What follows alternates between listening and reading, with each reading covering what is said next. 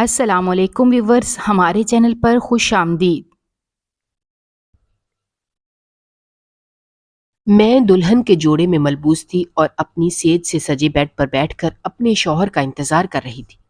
آج میری تمنا پوری ہو گئی تھی۔ میرا دل کافی پرسکون تھا۔ ایسے لگ رہا تھا جیسے میں نے دنیا فتح کر لی ہو۔ لیکن مجھے کیا معلوم تھا کہ یہ میری جیت، میری سب سے بڑی ہار ہے۔ شوہر کا انتظار کرتے مجھے 10 منٹ گزر گئے تھے، لیکن میرا شوہر کمرے میں نہیں آ رہا تھا۔ اچانک سے مجھے عجیب سی آواز آنے لگی، جیسے ساتھ والے کمرے میں کوئی موجود ہو۔ یہی دیکھ کر میں جلدی سے اپنے بیڈ سے اٹھ کر اس کمرے میں جانے لگی۔ کمرے کا دروازہ بند تھا اور اندر سے آواز آ رہی تھی۔ وہ کسی عورت کی آواز تھی۔ وہ آواز کافی باریک تھی۔ مجھے حیرت کا جھٹکا لگا تھا کہ اس گھر میں عورت کیسے ہو سکتی ہے، کیونکہ یہ گھر تو صرف میرے شوہر کا تھا اور یہاں تو شوہر اور ایک ملازم کے علاوہ کوئی بھی موجود نہیں تھا۔ میں وہ دروازہ تیزی سے بجانے لگی تھی جب اچانک ہی میرے کندھے پر کسی نے ہاتھ رکھ دیا۔ یہ دیکھ کر تو میری چیخ نکلی۔ میں نے جیسے ہی پیچھے مڑ کر دیکھا تو کہنے کو تو ہم بچپن کی سہیلیاں تھیں، لیکن جو بھی ہمیں دیکھتا تھا وہ یہی کہتا تھا کہ ہم دونوں ایسے لگتی ہیں جیسے سگی بہنیں ہوں۔ ہم دونوں کی پسند بالکل ایک جیسی تھی۔ ہم دونوں ایک ہی طرح کے کپڑے پہنتی تھیں، ایک طرح کا کھانا پسند تھا، ہمارے سارے شوق ایک جیسے ہوتے تھے۔ اسی طرح جیسے ہی پڑھائی کی باری آئی تو ہم دونوں نے ایک ہی یونیورسٹی میں ایڈمیشن لیا تھا۔ میرے ابا سخت مزاج تھے۔ انہوں نے مجھے پڑھائی کی اجازت نہیں دی تھی۔ اسی وجہ سے میں روز نئے منصوبے بناتی تھی کہ میں کیسے پڑھائی کروں۔ یہی سوچ کر میں نے مریم سے کہا کہ وہ میرے ابا سے بات کرے۔ جیسے ہی ابا کو مریم نے کہا ہم دونوں مل کر پڑھائی کریں گے اور ہم دونوں اکٹھے یونیورسٹی آیا جایا کریں گے، تو میرے ابا بھی مان گئے تھے۔ میں نے مریم کا بہت شکریہ ادا کیا تھا۔ نیز ہر کام میں میری سہیلی میرا ساتھ ہی دیتی تھی۔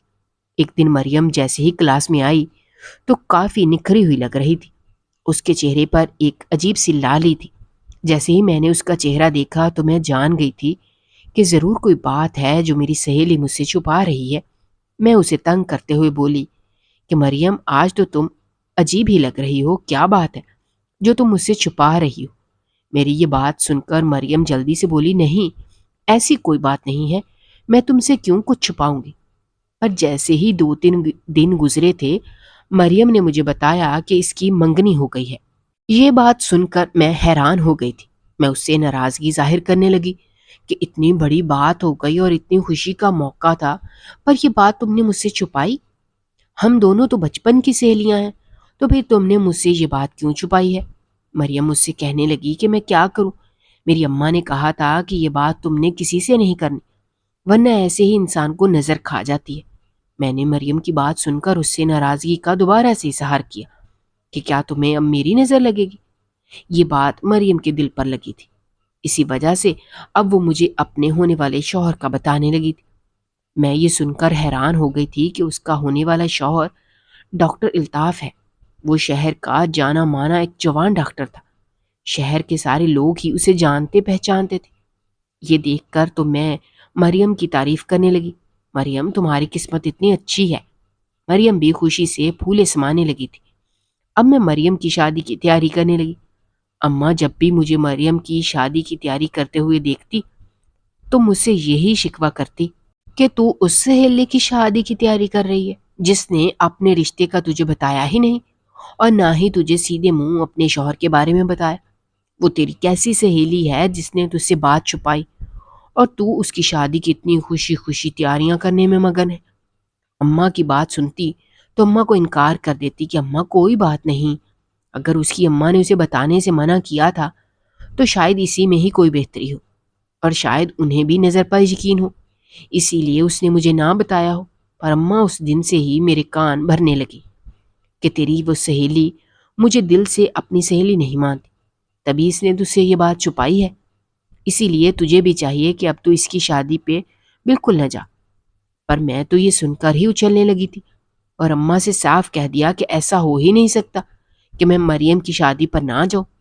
مریم شکل و صورت کی کافی سادہ سی لڑکی تھی، جبکہ میں اس کے مقابلے میں کافی خوبصورت تھی۔ میرے بال بھی کافی لمبے تھے اور مریم کو تو فیشن کا بھی نہیں پتہ ہوتا تھا۔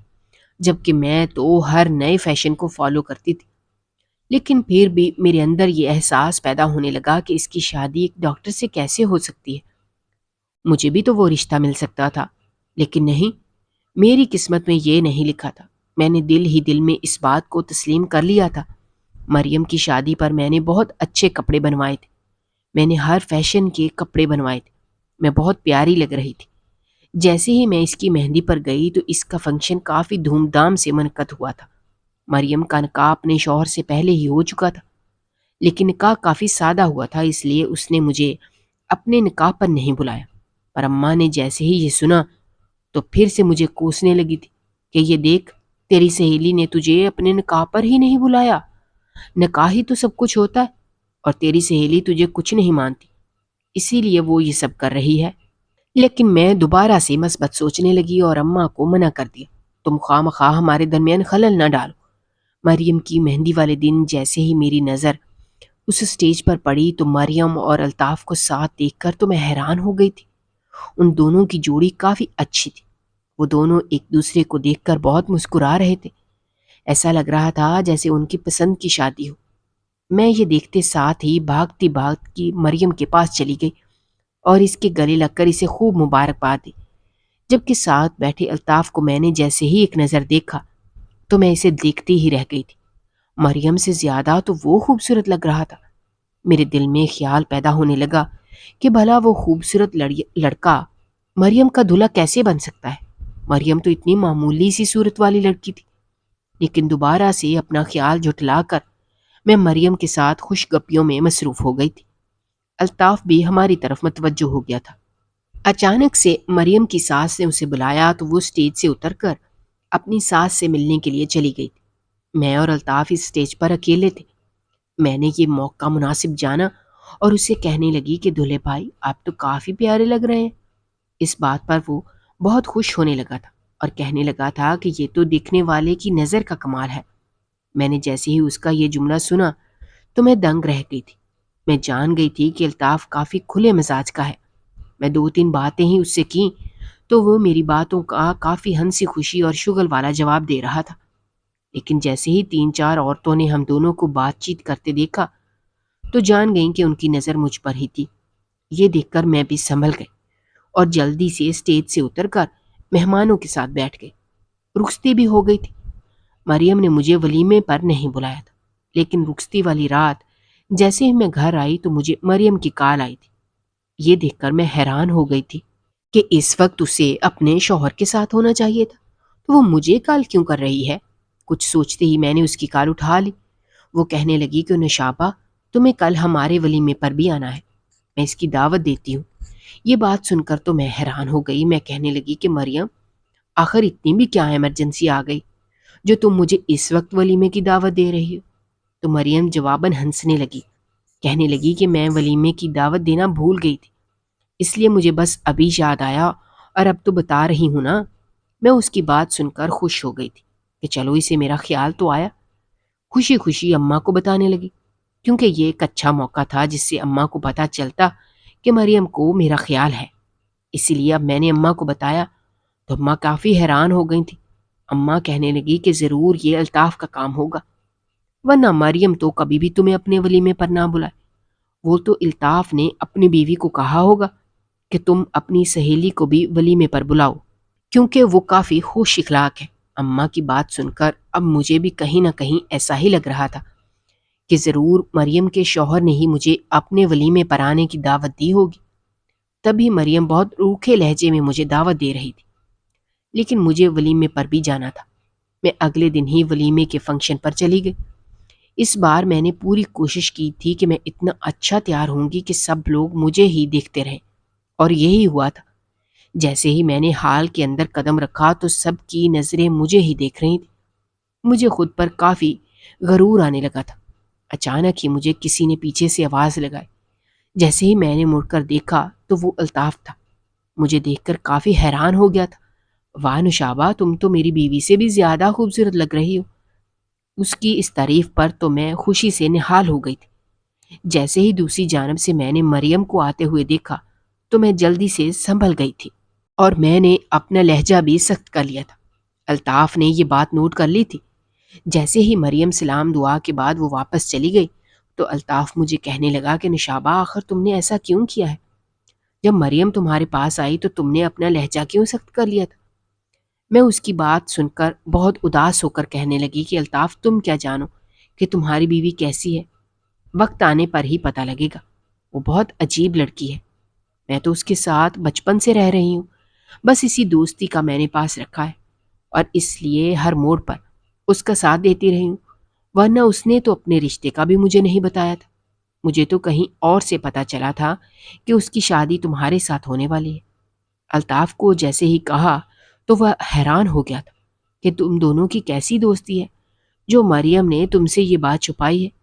میں اس کی بات پر غمزدہ ہونے لگی کہ الطاف تمہیں نہیں پتا، مریم یہ سمجھتی ہے کہ میں اس کی خوشیوں میں خوش نہیں ہوں گی، اس لیے وہ مجھ سے یہ بات چھپاتی ہے، جبکہ ایسی کوئی بات نہیں ہے۔ اس کی شادی پہ تو میرے سے زیادہ کوئی خوشی نہیں ہے۔ اس نے میری بات سنی تو وہ بھی یہی کہنے لگا کہ ہاں نشابہ، تم اتنی خوش لگ رہی ہو، تبھی تو میں نے تمہیں ولیمے پر بھی بلایا ہے، ورنہ مریم نے مجھے بتایا کہ اس نے تمہیں ولیمے کی دعوت ہی نہیں دی تھی۔ جیسے ہی یہ بات میں نے سنی کہ مجھے تو اندر سے خوش ہونے لگی تھی، لیکن مجھے جلدی ہی لینے آ گئے تھے کیونکہ ولیمے کا فنکشن رات کا تھا۔ میں نے الطاف اور مریم سے اجازت مانگی، انہوں نے ڈھیروں دعائیں دی تھیں، لیکن میں دیکھ کر حیران ہو گئی تھی کہ الطاف مریم سے کچھ خفا لگ رہا تھا۔ ان کی شادی کا پہلا دن تھا اور وہ دونوں آپس میں ناراض ہو گئے تھے۔ یہ دیکھ کر مجھے اچھا تو نہیں لگا تھا، لیکن الطاف مجھ سے بہت خوش تھا۔ مجھے یہ محسوس کر کے بہت اچھا لگا تھا۔ میں یہی خوشی اپنے دل میں سمائے اپنے گھر چلی گئی تھی۔ اماں میرا چہرہ خوشی سے بھرا دیکھ کر حیران ہو گئی تھی کہ تیری سہیلی تجھ سے دور ہو گئی ہے اور تو اتنی خوش ہے۔ لیکن میں نے اماں کو کوئی بات نہ بتائی، کیونکہ اگر میں اماں کو بتاتی تو نہ جانے اماں نے مجھے ہزار باتیں سنا دینی تھی، اسی لیے میں خاموش ہی رہی۔ ایک ہفتہ ایسے ہی گزر گیا تھا۔ مریم نے مجھ سے رابطہ کرنے کی کوشش ہی نہ کی اور نہ ہی میں نے اسے کوئی فون پر بات کی، لیکن اچانک سے ہی میرے دل میں خیال آیا کہ کیوں نہ میں ہی پہل کروں اور اسے میسج کروں۔ جیسے ہی میں نے اسے میسج کیا تو مریم سے کوئی رپلائی ہی نہیں آیا۔ ایک ہفتہ ایسے ہی گزر گیا تھا۔ مجھے کافی برا لگا تھا کہ مریم نے مجھے رپلائی نہیں کیا۔ ڈاکٹر الطاف کا نمبر ابا کے موبائل میں سیو تھا۔ میں نے ابا کے موبائل سے الطاف کا نمبر لیا اور انہیں کال کر دی۔ جیسے ہی میں نے بات کی تو الطاف حیران ہو گیا تھا۔ وہ مجھے پہچان گیا تھا اور کہنے لگا کہ نشابہ خیریت تو ہے جو تم نے مجھے کال کی؟ میں فوراً ہی بولی کہ بس مجھے مریم کی فکر ہو رہی تھی، کیونکہ میں نے اسے ایک ہفتہ پہلے میسج کیا ہے لیکن اس نے زحمت ہی نہیں کی کہ وہ اپنی سہیلی کو جواب دے سکے۔ میرے الفاظ کافی تلخ تھے۔ الطاف بھی جان گیا تھا کہ میں بہت غصے میں ہوں۔ وہ مجھ سے مریم کی طرف سے معذرت کرنے لگا کہ میں اپنی بیوی کی طرف سے تم سے معذرت کرتا ہوں، نہ جانے وہ کیوں تم سے بات نہیں کرنا چاہ رہی۔ مگر میں نے الطاف کو منع کر دیا کہ مریم سے اس کے متعلق کوئی بات نہ کرنا۔ میں نہیں چاہتی کہ میری وجہ سے تم دونوں کے بیچ کوئی خلش پیدا ہو۔ الطاف نے بھی مجھ سے وعدہ کر لیا۔ میں اندر ہی اندر کافی خوش ہونے لگی تھی۔ اس واقعے سے میرے اندر ایک حسد کی آگ جلنے لگی تھی اور میں اس آگ میں اتنا جل رہی تھی کہ مجھے اب ارد گرد کی کوئی پرواہ ہی نہیں تھی۔ اسی لیے میں جب تک خود کو سکون نہ دیتی تو مجھے چین ہی نہیں آنا تھا۔ ایک روز میرے دانت میں کافی درد تھا۔ اماں مجھ سے کہنے لگیں کہ جلدی سے کسی ڈاکٹر سے علاج کرواؤ۔ اماں کی یہ بات سن کر تو میرے شیطانی ذہن میں ایک منصوبہ بننے لگا۔ میں جلدی سے ہی ڈاکٹر کے پاس چلی گئی، لیکن کسی کو بھی معلوم نہیں تھا کہ میں ڈاکٹر الطاف کے پاس گئی ہوں۔ الطاف نے جیسے ہی مجھے دیکھا تو وہ کافی حیران ہوا تھا اور مجھ سے کہنے لگا کہ تمہیں کیا ہوا ہے؟ میں نے اسے کہا کہ میرے دانت میں کافی درد ہے۔ وہ میرا دانت چیک کرنے لگا تھا، پر اس نے جیسے ہی مجھے بتایا کہ وہ ڈاکٹری چھوڑ رہا ہے تو یہ سن کر میں حیران ہو گئی تھی اور بولی کہ تم آخر کیا کرو گے اگر ڈاکٹری نہیں کرنی؟ میری بات سن کر الطاف بتانے لگا کہ میں نے ایک بزنس شروع کیا ہے، مجھے اس بزنس کی عادت ہو گئی ہے اور کافی پیسے کمانے لگا ہوں، اسی لیے اب میں وہی بزنس کروں گا۔ الطاف کی بات سن کر میں مریم کی قسمت پر رشک کرنے لگی تھی۔ مجھ سے رہا نہ گیا تبھی اس کے سامنے بھی کہہ دیا کہ مریم کو تو کافی خوشی ہوئی ہوگی کیونکہ تم اب اور بھی زیادہ امیر ہو جاؤ گے۔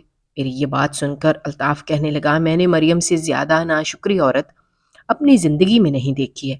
وہ میری ترقی پر خوش ہی نہیں ہے اور مجھے منع کر رہی ہے کہ میں یہ بزنس بند کر دوں اور اپنی ڈاکٹری پر توجہ دوں۔ میں نے جیسے ہی الطاف کی یہ بات سنی تو حیران ہو گئی تھی، لیکن اب آگ پر پیٹرول چھڑکنے والا کام کرنے لگی اور الطاف کو کہنے لگی کہ مریم پہلے کی ایسی ہے، عورت کی فطرت کبھی بھی نہیں بدل سکتی۔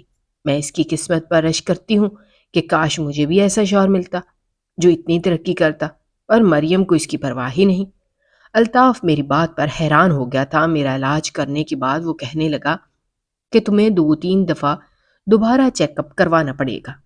میں بھی دل ہی دل میں خوش ہونے لگی تھی، پر میں نے جیسے ہی الطاف کو فیس دی تو اس نے لینے سے انکار کر دیا۔ مجھے شرمندہ مت کرو، میں نے جھٹ سے وہ پیسے اپنے پرس میں ڈال لیے تھے۔ میں 2 دفعہ دوبارہ الطاف کے پاس چیک اپ کروانے کے لیے گئی تھی۔ الطاف اور میرے بیچ گہری دوستی ہو گئی تھی۔ اس نے ایک دن مجھے بتایا کہ اب مریم مجھے اپنے قریب نہیں آنے دیتی، کیونکہ اس نے شرط رکھی ہے کہ اگر میں اس کے قریب جانا چاہتا ہوں تو وہ بزنس چھوڑ دوں۔ میں اس کی بات سن کر اس پر کافی ترس کھانے لگی تھی کہ اچانک سے مجھے ایک خیال آیا۔ میں نے الطاف کو بولا کہ تم دوسری شادی کیوں نہیں کر لیتے؟ اس طرح کم از کم تمہیں وہ بیوی تو مل جائے گی جو تمہارا ساتھ دے گی اور تمہارا موڈ فریش رکھے گی۔ الطاف میری بات سن کر گہری سوچ میں پڑ گیا تھا۔ میں جیسے ہی جانے لگی، الطاف کہنے لگا کہ تمہیں ایک اور دن بھی چیک اپ کے لیے آنا ہوگا۔ اس کی بات پر میں حیران تھی کیونکہ میرا علاج مکمل ہو گیا تھا، لیکن اگلے ہی ہفتے الطاف کے کہنے پر میں چیک اپ کے لیے پھر سے اس کے کلینک پر چلی گئی تھی۔ پھر میں نے جیسے ہی وہ کلینک دیکھا تو میرے ہوش اڑ گئے تھے، کیونکہ الطاف نے اپنا کلینک پھولوں سے سجایا ہوا تھا۔ میں حیران ہو گئی تھی اور اچانک ہی وہ میرے سامنے گھٹنوں کے بل بیٹھا تھا اور اس نے ہیرے کی ایک انگوٹھی میرے سامنے کی تھی۔ وہ کہنے لگا کہ کیا تم مجھ سے شادی کرو گی؟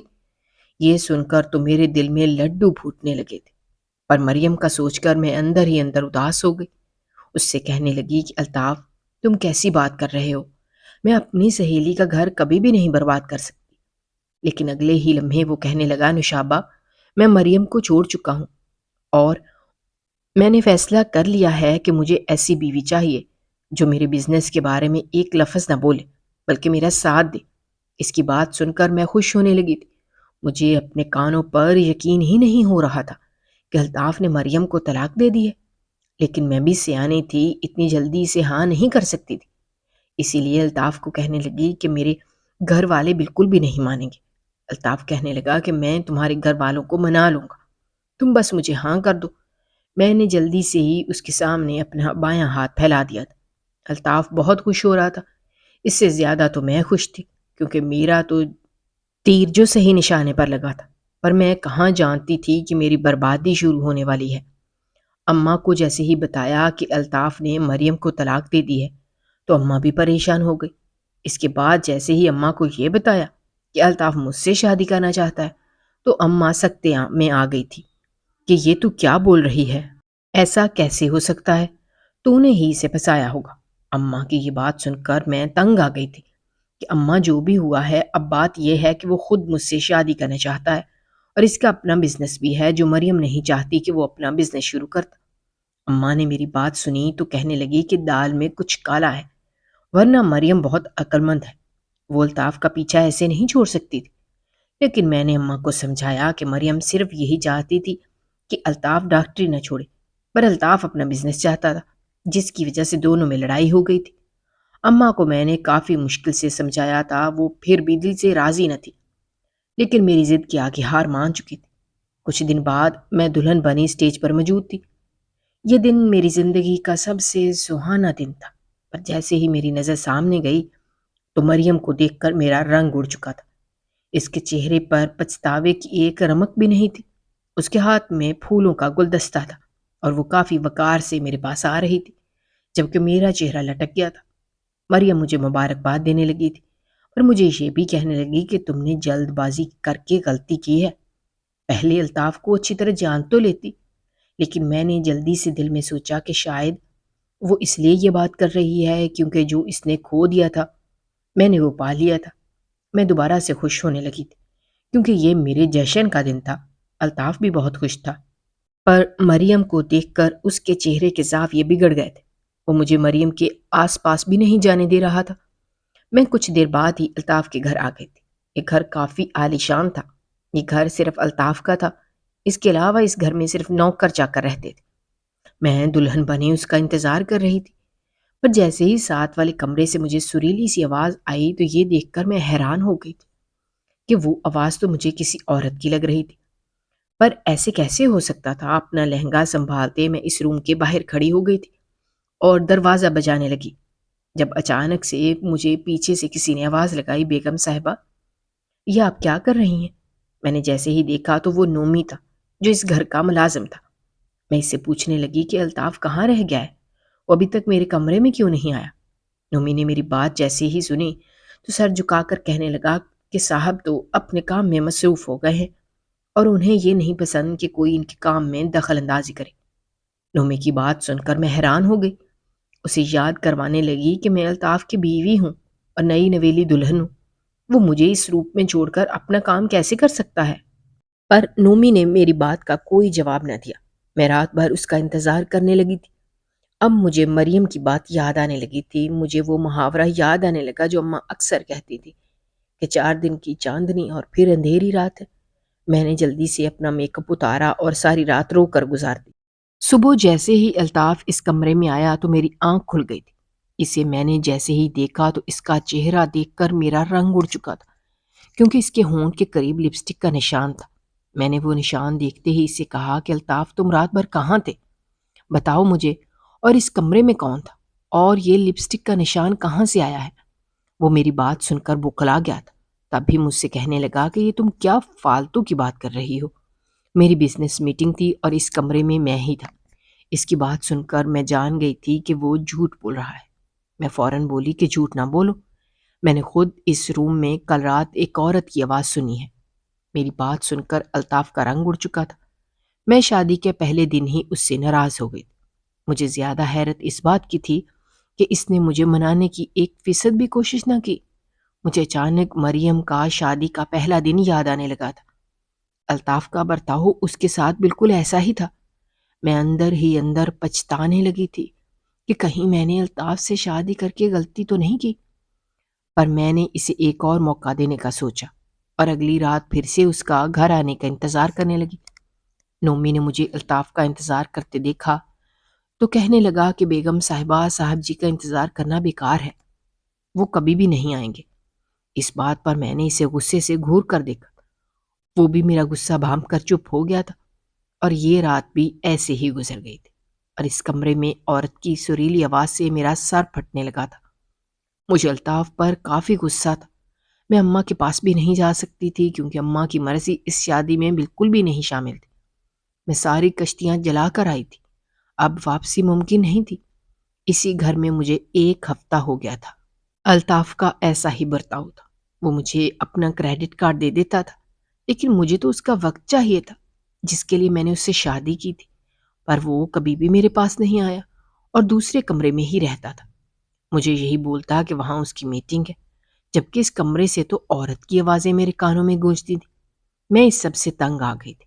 ایک روز الطاف سے کہنے لگی کہ جب تمہیں مجھ میں دلچسپی نہیں تھی تو تم نے مجھ سے شادی کیوں کی؟ الطاف میری بات پر کہنے لگا کہ تم نے ہی شادی سے پہلے کہا تھا کہ تم مجھے سپورٹ کرو گی اور میرا بزنس بڑھاؤ گی، لیکن تم بھی مریم کی طرح ہو، وہ بھی ایسے ہی کرتی تھی، اسی وجہ سے میں نے اسے طلاق دے دی تھی، اور اب تم بھی بالکل وہی سب کر رہی ہو۔ ایسا نہ ہو کہ میں تمہیں بھی طلاق دے دوں۔ اس کی یہ دھمکی سن کر میرے ہوش اڑ گئے تھے۔ میں جان گئی تھی کہ میں نے سب سے بڑی غلطی کر دی ہے۔ اب مجھے لگ رہا تھا کہ مریم بالکل ٹھیک تھی، اس کی اس بات میں کوئی غلطی نہیں تھی۔ الطاف کے اندر ہی کھوٹ تھا۔ مجھے مریم کی یاد ستانے لگی تھی۔ کچھ دن بعد ہی میں اس سے ملنے چلی گئی، جو مجھے دیکھ کر حیران ہو گئی۔ مجھے لگا تھا کہ میری بے بسی پر وہ خوش ہوگی، پر وہ آنسو بہانے لگی۔ میں نے اس سے کہا کہ ایسی کیا وجہ تھی جو الطاف نے تمہیں طلاق دے دی؟ تو مریم کہنے لگی کہ میرے ساتھ بھی وہی سب ہوا، وہ اب تمہارے ساتھ ہو رہا ہے۔ شادی کے بعد الطاف مجھے میرے کمرے میں چھوڑ کر خود دوسرے کمرے میں چلا جاتا تھا۔ مجھے بھی اسی طرح اس پر شک تھا جیسے اب تمہیں اس پر شک ہو رہا ہے، پر میں نے ایک دن ہمت کی اور شک دور کرنے لگی تھی۔ میں نے اس کمرے کو کھول کر اندر الطاف کو اس حالت میں دیکھا تو میرے ہوش اڑ گئے۔ میں نے الطاف کو بول دیا کہ میں اس کے ساتھ نہیں رہ سکتی۔ مریم کی بات سن کر میرا دل تیزی سے دھڑکنے لگا تھا۔ تبھی اسے پوچھنے لگی کہ تم نے کمرے میں کیا دیکھا تھا؟ پر مریم کہنے لگی یہ میں تمہیں نہیں بتا سکتی کیونکہ وہ تمہارا شوہر ہے، لیکن اگر تم اپنی زندگی بچانا چاہتی ہو تو فوراً ہی وہ راز جان لو تاکہ الطاف کے دھوکے سے بچ جاؤ۔ میں اس کی بات پر حیران تھی، لیکن مجھے موقع ہی نہیں ملتا تھا کہ اس بند کمرے کو کھول سکوں۔ ایک روز میں رات کو اپنے روم میں جانے کے بجائے اس روم میں جا کر چھپ گئی تھی اور اب الطاف کا انتظار کرنے لگی تھی۔ کچھ ہی دیر بعد الطاف جیسے ہی اس روم میں آیا تو وہ اکیلا تھا، کوئی لڑکی اس کے ساتھ نہیں تھی۔ یہ دیکھ کر مجھے حیرانی ہوئی۔ وہ اب الماری کھول رہا تھا، پر جیسے ہی اس نے الماری سے وہ ساڑی نکالی تو میرا دل کانپنے لگا تھا۔ کچھ دیر بعد وہ جیسے ہی واش روم سے باہر نکلا تو الطاف کا وہ روپ دیکھ کر میرے پسینے چھوٹ گئے تھے۔ اس کے ہونٹوں پر گہری لال لپسٹک تھی، میرا چہرہ آنسوؤں سے تر ہو چکا تھا۔ مجھے پچھتاوا ہونے لگا تھا کہ میں نے جس سے شادی کی وہ تو ایک خواجہ سرا ہے، تبھی وہ مجھ میں دلچسپی نہیں لیتا۔ میری زندگی برباد ہو گئی تھی۔ میرے سامنے الطاف کسی گانے پر پریکٹس کر رہا تھا۔ میں جان گئی تھی کہ وہ اسی کام کے ذریعے پیسے کماتا ہے، پر مجھے ابھی بھی یقین نہیں آ رہا تھا کہ ایک انسان جس کی ظاہری شخصیت اتنی پرکشش تھی وہ اندر سے ایک خواجہ سرا تھا۔